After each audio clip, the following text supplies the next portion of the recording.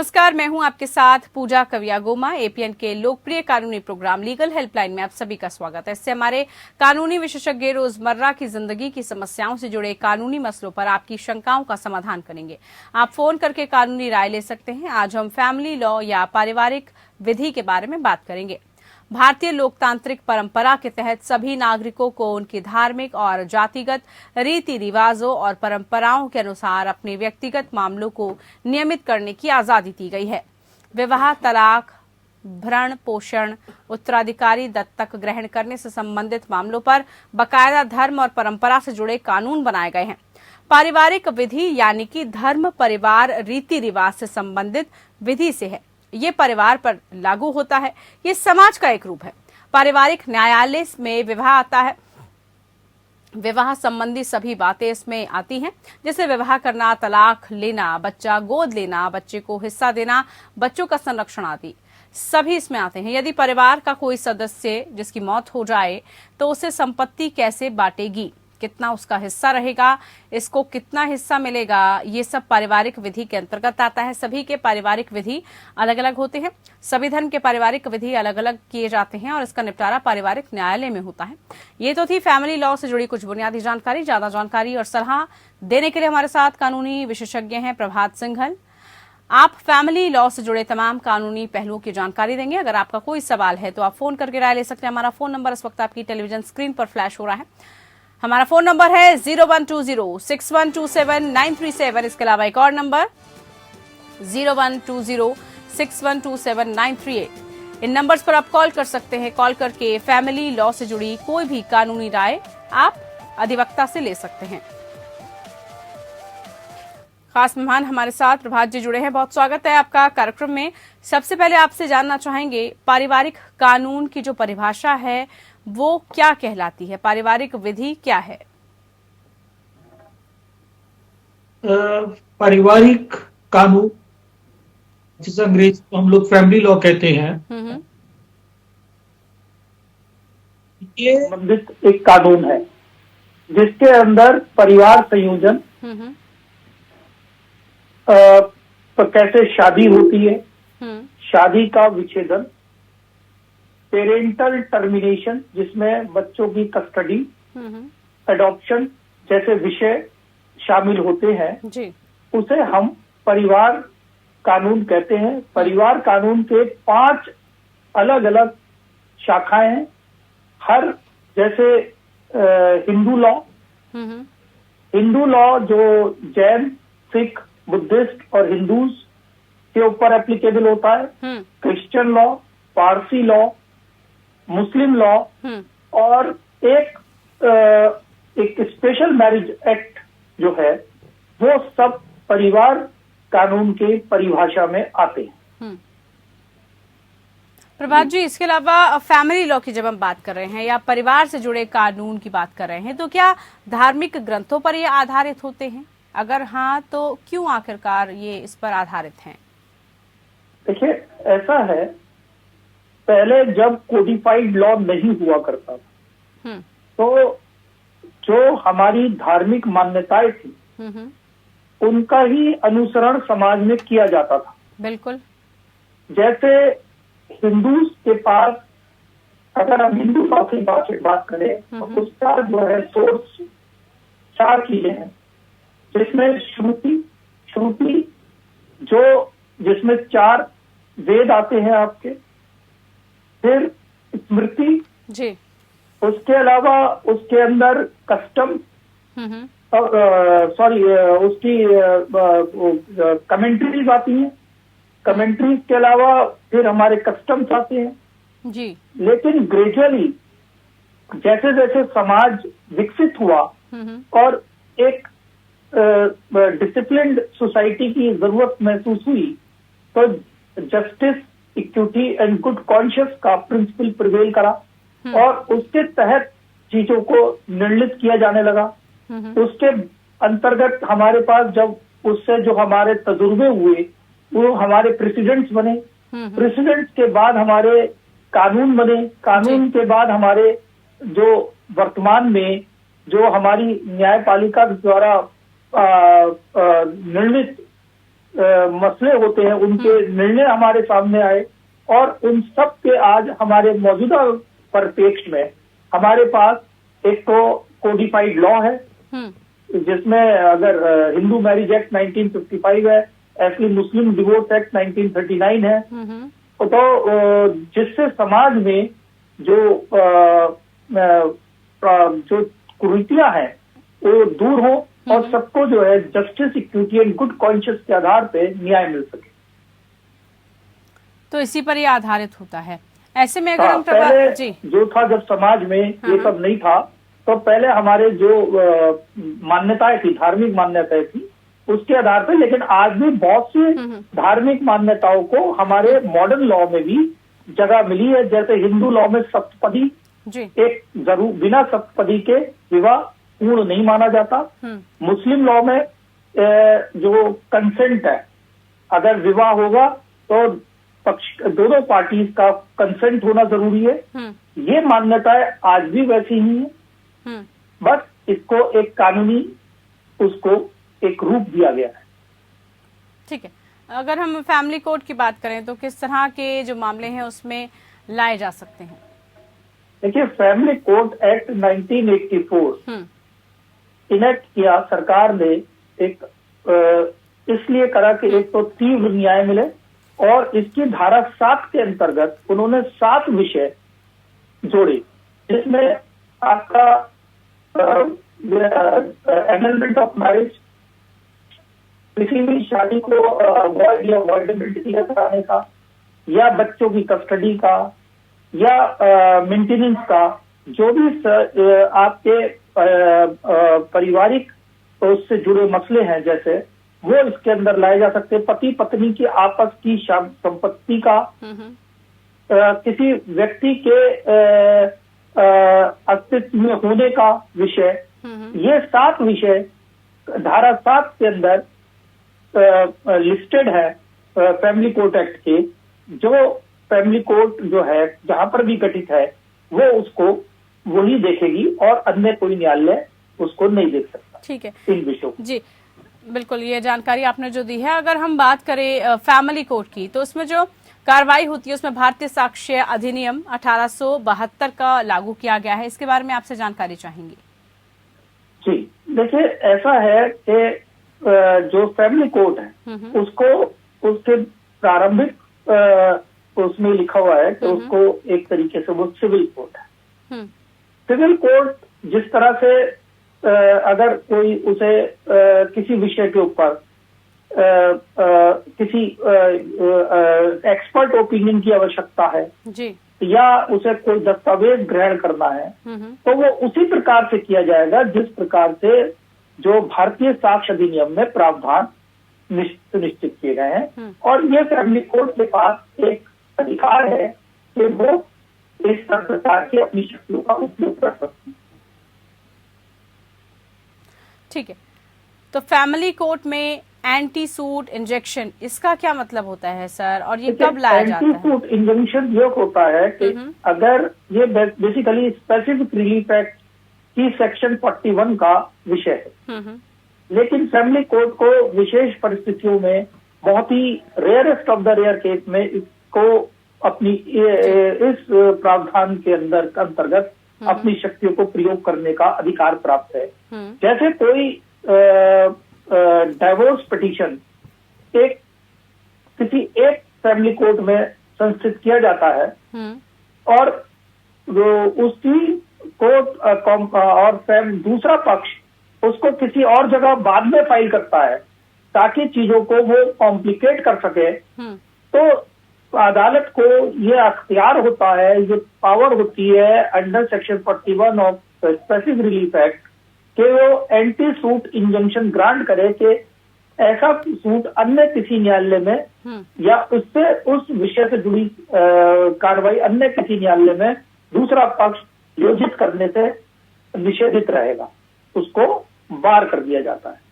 ये anti suit injunction है जो बहुत ही rare of the rarest of the rare case में फैमिली कोर्ट को प्रयोग करना चाहिए और करती है। बिल्कुल। इसके अलावा प्रभात सिंघल जी, अगर हम बात करें विदेशों में हुई शादी की या फिर विदेशों में जो तलाक है या कोई संपत्ति समझौता है, उसको लेकर भारत में कैसे लागू किया जा सकता है? क्योंकि विदेश में ये सब हुआ है, तो भारत में कैसे लागू होगा? देखिए, विदेशी फॉरेन मैरिज एक्ट 1969 के अंदर तो कोई उसके अंदर जो तलाक से संबंधित प्रावधान है वो सारे स्पेशल मैरिज एक्ट की सेक्शन 27 के एप्लीकेबल होते।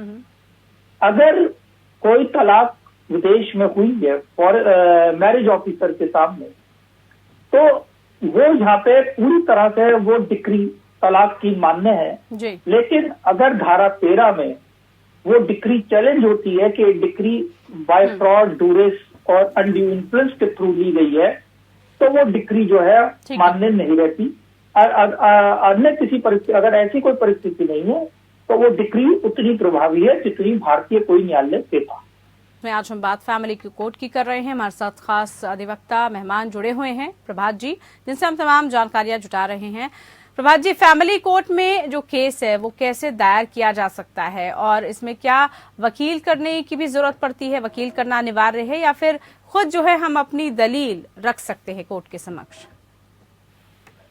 देखिए, फैमिली कोर्ट एक्ट में अधिवक्ताओं का माध्यम से कुछ नहीं किया जाता। ये उसमें अधिवक्ताओं का उपस्थिति स्पेसिफिकली बार्ड है। सारा आप बिल्कुल एक साधारण रूप से अपना जो भी आपकी परिस्थिति है वो एक लिखकर एक दावा दायर कर सकते हैं। उसकी एक निश्चित कोर्ट फीस होती है जो कुछ वादों के लिए, पर्टिकुलर टाइप के मुकदमों के लिए वहां पर वो उसके ऊपर आप अदा कर आपका वाद अदालत आपको प्रथम दायरे के वक्त आपको पूछेगी आपसे कुछ सवाल, और अगर अदालत को ये लगता है कि आपका दावा सुना जाना चाहिए, आगे की उसमें कार्रवाई करनी चाहिए, तो अदालत उसको एडमिट कर दूसरे पक्ष को, विरोधी पक्ष को नोटिस जारी करने के आदेश कर देती है। तो कोई बहुत कॉम्प्लिकेटेड प्रोसीजर नहीं है उसका दावा दायर करने का। एक साधारण व्यक्ति जैसे अपनी कोई बात है जैसे सीधी सादी भाषा में लिख सकता है, उसके लिए कोई कानूनी उसकी कोई बहुत आवश्यकता नहीं है। अच्छा प्रभात जी, अगर हमें फैमिली कोर्ट के फैसले को चुनौती है देनी है तो वो कैसे दी जा सकती है और किस कोर्ट में इस फैसलों को चुनौती हम दे सकते हैं? देखिए, फैमिली कोर्ट का जो न्यायाधीश होते हैं वो डिस्ट्रिक्ट जज रैंक के होते हैं, जिला न्यायाधीश रैंक। उनकी जो निर्णयों को चुनौती हाई कोर्ट में दी जा सकती है। जैसे डाइवोर्स के मुकदमे में अगर कोई निर्णय पारित होता है तो उसके चुनौती का समय हाई कोर्ट में 1 साल तक होता है। 1 साल के भीतर जो भी पक्ष उसको सही नहीं मानता उस निर्णय को चुनौती दे सकता है। ऐसी मेंटेनेंस के अंदर अगर 125 के अंतर्गत अगर कोई निर्णय पास होता है तो उसको जो है समय सीमा उसकी 90 दिन है, उसको भी हाई कोर्ट में चुनौती दी जाएगी और हाई कोर्ट ही उसके लिए फर्स्ट अपीलेट फोरम है। अगर हम बात करें प्रभात जी यहाँ पर फैमिली कोर्ट की ही, तो क्या फैमिली कोर्ट के फैसले अनिवार्य रूप से दोनों पक्षों पर मान्य होते हैं? दोनों ही पक्ष को ये मानना जरूरी होता है? फैमिली कोर्ट एक का जो फैसला होता है वो पक्षकारों के ऊपर एक दोनों पक्षों पर पूरी लागू होते हैं।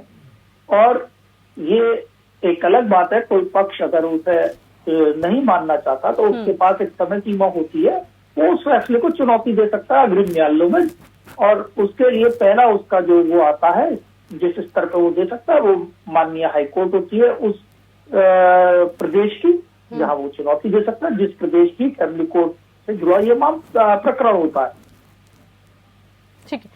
अगर हम सुप्रीम कोर्ट की बात करें तो सुप्रीम कोर्ट ने कहा है कि फैमिली कोर्ट भारतीय दंड संहिता के तहत विभिन्न अपराधों के लिए दर्ज आपराधिक शिकायत का निस्तारण नहीं कर सकते। इस फैसले के बारे में सर आपसे जानकारी चाहिए। हाँ, बिल्कुल।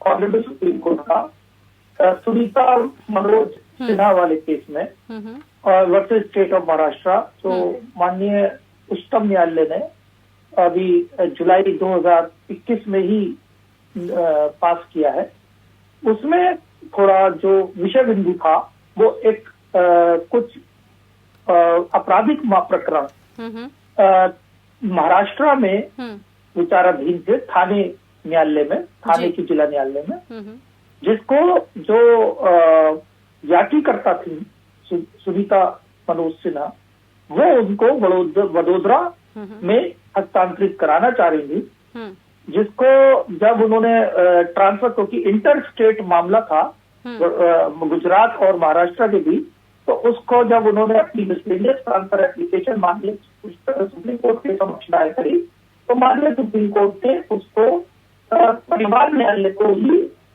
त्रुटिवश अग्रेसित कर दिए सारे मामले वडोदरा की। लेकिन जब वडोदरा के परिवार न्यायालय न्यायाधीश को के संज्ञान में ये बात आई, तो उन्होंने सुप्रीम कोर्ट की रजिस्ट्री को पूरा उसका एक पत्र लिख के अवगत कराया। तत्पश्चात माननीय सुप्रीम कोर्ट ने उन सारे वादों को वडोदरा के मुख्य दंड अधिकारी के हस्तांतरित किए और उनको कहा गया, आदेशित किया कि आप इसको सक्षम न्यायालय में विधिवत रूप से हस्तांतरित कर दें। तो वो एक तो उसका कोई विषय जो था वो किसी डिक्री से संबंधित नहीं था, वो एक स्थानांतरण प्रार्थना पत्र था, जो वादों का स्थानांतरण एक प्रदेश से दूसरे स्टेट में होना का, फौजदारी वादों का। और ये उन्होंने उसमें स्पष्ट रूप से प्रतिपादित कर दिया कि परिवार न्यायालय को फौजदारी वादों को सुनने का कोई अधिकार नहीं है, जैसा कि धारा 7 फैमिली कोर्ट एक्ट 1984 के अवलोकन से भी पूरी तरह से स्पष्ट है। इसी एक्ट के बारे में प्रभात जी एक बार समझना चाहेंगे, जैसे आपने फैमिली कोर्ट एक्ट 1984 के बारे में जिक्र किया है, इसके बारे में जानकारी चाहेंगे, ये क्या है, कब जो है ये आया है और क्या इसका मतलब है? फैमिली कोर्ट से पहले जो मुकदमे होते थे, फैमिली कोर्ट जहाँ नहीं बनी थी तो या फैमिली कोर्ट एक्ट नहीं था, तो फैमिली कोर्ट के जो मुकदमे थे वो जो सिविल जज सीनियर डिवीजन रैंक के ऑफिसर जो थे उनको सुनने का क्षेत्राधिकार था।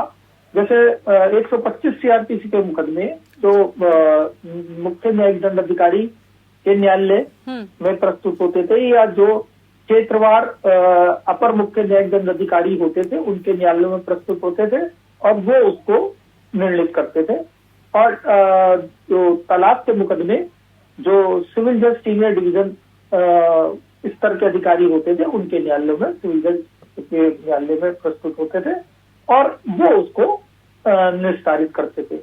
लेकिन क्योंकि इससे बहुत परेशानियां पड़ रही थी वादकारियों को और अलग अलग न्यायालयों में दौड़ना पड़ता था और जो निर्णयों में भी विविधता आ रही थी, तो इसलिए एक जो राज्य सरकारों ने, केंद्र सरकार ने एक फैमिली कोर्ट एक्ट 1984 बनाया, जिसको राज्य सरकारों ने अपने यहाँ नोटिफाई करा और उसके बाद उन्होंने फैमिली कोर्ट परिवार न्यायालय राज्य सरकारों ने माननीय जो हाईकोर्ट के से विचार विमर्श करके और अपने अपने इस प्रदेशों में अलग अलग जिलों में परिवार न्यायालयों का गठन किया।